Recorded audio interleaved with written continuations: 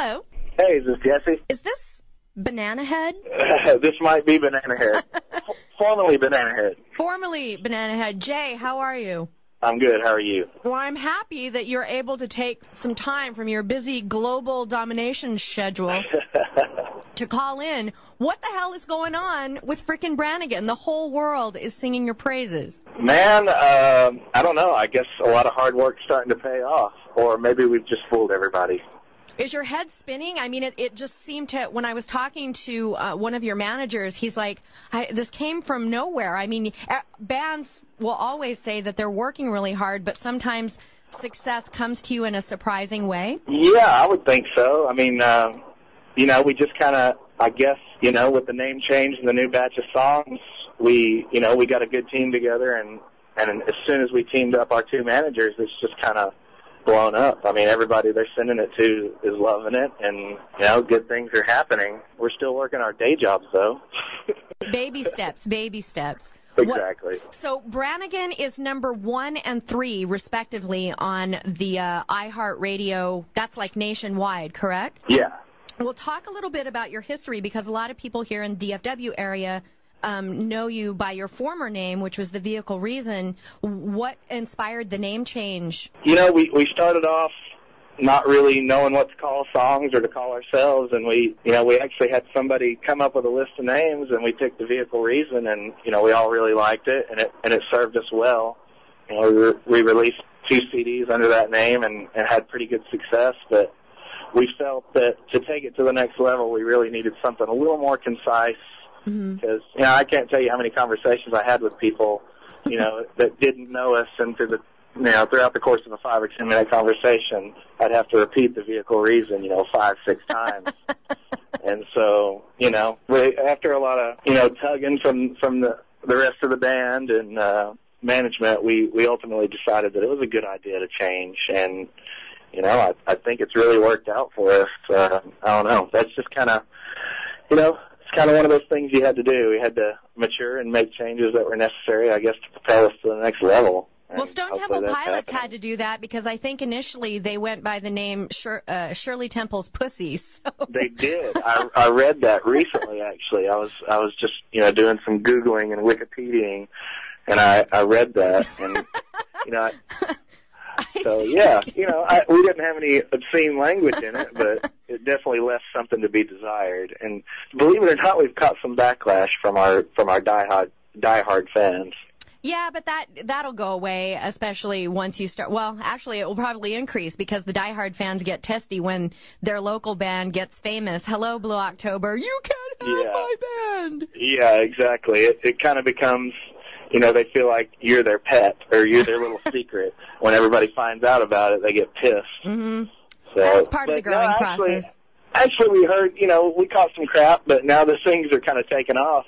Everybody's kind of jumping on board, so that's good. We know I'm the kind of guy that I get attached to things as well, and change is sometimes hard, but this is going to be better, and I think they're starting to see that. Now, with the new moniker Brannigan, was that inspired by a John Wayne movie, or what? Is there a story behind how you came up with that name?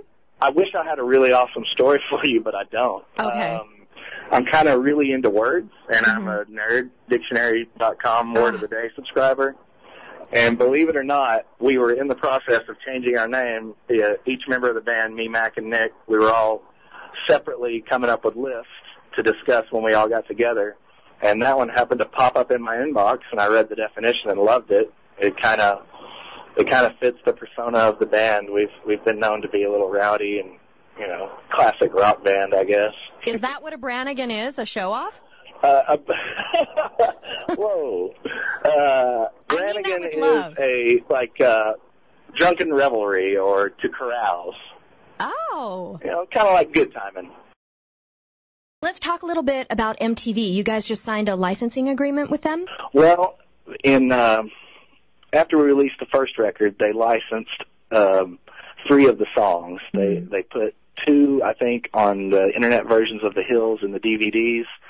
the season DVDs, and then they actually licensed our song Undone for the real world season finale.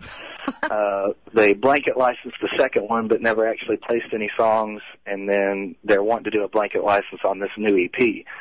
Hopefully we'll get some placements out of that, but they've been good to us in the past, and they're interested now, so nothing is in ink yet.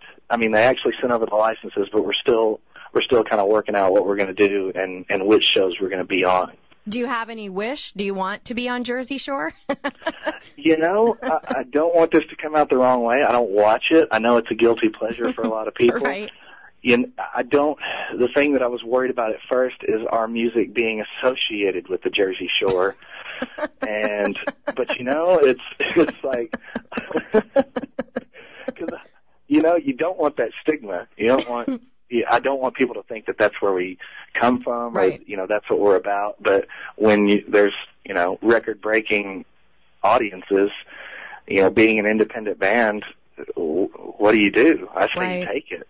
Yeah, no, I can totally understand where you're coming from, because I wondered, and you actually answered my next question about how weird that must be. I mean, you're trying to get your music out there, and maybe you're licensing it to something that you may not be entirely comfortable being associated with. So that's yeah, it's sticky, but where we're at, I don't think that you can turn something like that down. I really don't. So right. I hope that it doesn't affect what people think of us or the image or anything, but you never can say whether it will or whether it won't. I just know that where we are, we've got to do it. If it comes along, of course we're going to do it.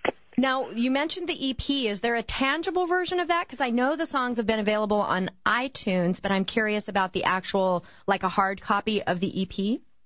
It will be pressed. Okay. We're still trying to figure out what we're going to do, because I think the ultimate idea, if everything pans out, is we'd like to get a budget and make an LP, including these 5 songs.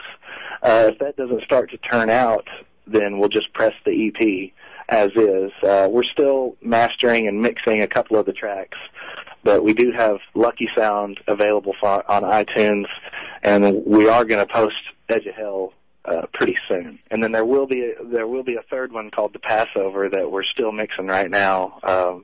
We actually sent it out to Mark Needham, who mixed Hot Fuss by the Killers. Oh, cool. So we're hoping that comes back banging, and then we're going to master that and release it. But yeah, a physical copy is in the works. I can't say when. We'd probably like to release it in a month or two. Now, you guys have had some fun rehearsing in this cold weather. You got a big show this weekend, isn't it? The NAMM is happening this weekend.